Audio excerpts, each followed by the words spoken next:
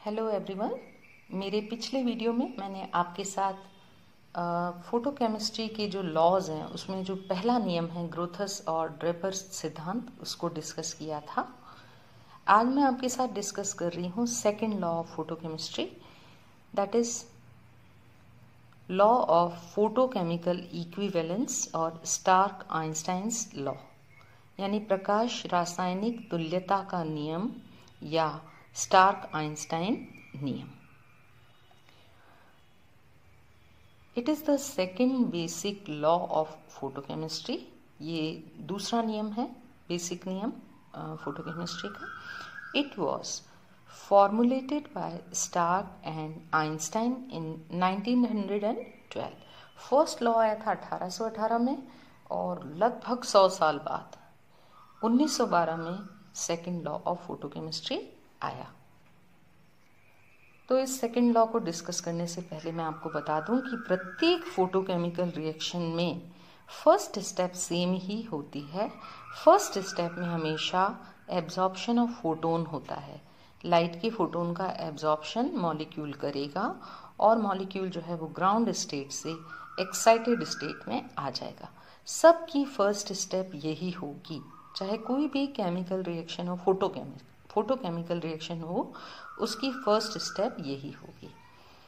This excited molecule, यानी अब जो ये प्राप्त हुआ है ना excited molecule, it becomes highly unstable. क्योंकि ये एक्साइटेड है तो लेस स्टेबल हो जाएगा ना, तो ये बहुत ज़्यादा क्रियाशील होता है, highly unstable, and it gets transformed before the absorption of second photon. तो इससे पहले कि ये सेकेंड फोटोन का एब्जॉर्प्शन करे, ये किसी न किसी उत्पाद में कन्वर्ट हो जाता है, किसी न किसी चीज़ में ये कन्वर्ट हो जाता है। तो ये तो ही बात फोटोकेमिकल रिएक्शन की कैसे स्टार्ट होती है वो रिएक्शन। आइए अब बात करते हैं सेकेंड लॉ ऑफ फोटोकेमिस्ट्री की। So according to this law, in the first step of a photochemical reaction, one photon is absorbed by each molecule। ये इम्पॉर्टेंट है कि प्रत्येक अणु द्वारा एक फोटोन, लाइट के एक फोटोन का अवशोषण किया जाता है, causing the primary photochemical process। अभी अभी हमने देखा था कि फर्स्ट स्टेप में मॉलिक्यूल ग्राउंड स्टेट से एक्साइटेड स्टेट में आ जाता है।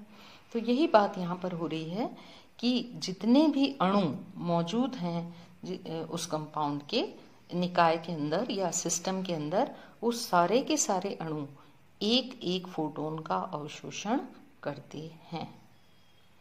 Here each molecule gets activated by absorption of light.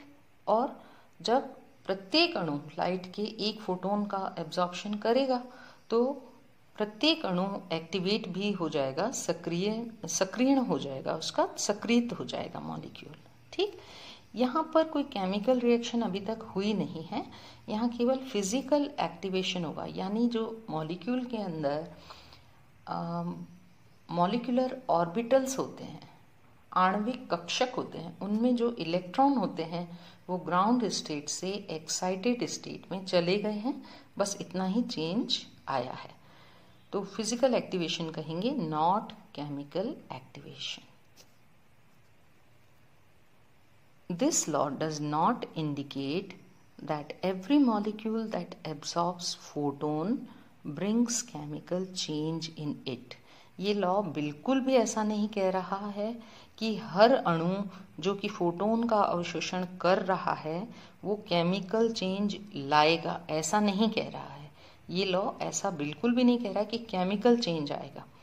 Rather it indicates that one molecule absorbs one photon and gets activated, and it is not necessary that each activated molecule will be converted into the product.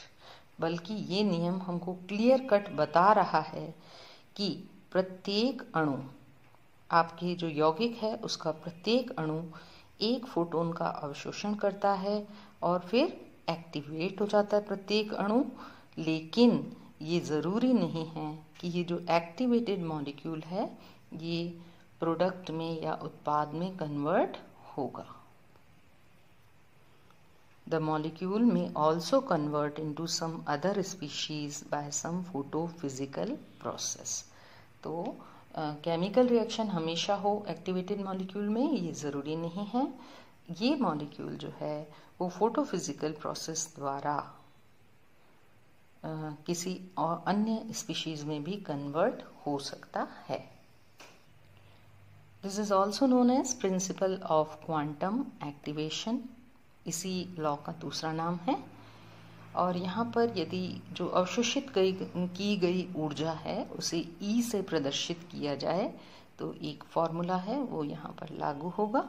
E is equal to NH nu, जहाँ पर N जो है वो Avogadro constant है, H जो है वो Planck's constant है और न्यू जो है वो फ्रीक्वेंसी ऑफ एब्जॉर्ब्ड रेडिएशन है.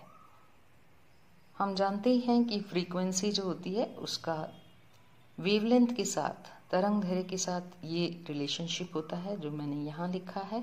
तो न्यू की जगह पर c/λ भी लिख सकते हैं. c स्पीड ऑफ लाइट है और लैम्डा जो है वो वेवलेंथ है, तरंग दैर्ध्य है एब्सॉर्ब्ड रेडिएशन की. तो ये जो फॉर्मूला आपने ऊपर लिखा था उसमें NH एज इट इज़ लिखिए, न्यू की जगह पर c/λ लिखिए. तो इस पर छोटे छोटे न्यूमेरिकल्स आते हैं इस फॉर्मूले के ऊपर जो आप कर सकते हैं. आई होप आपको सेकेंड लॉ ऑफ फोटोकेमिस्ट्री अच्छी तरह से समझ में आया होगा. Thank you very much. Have a nice day.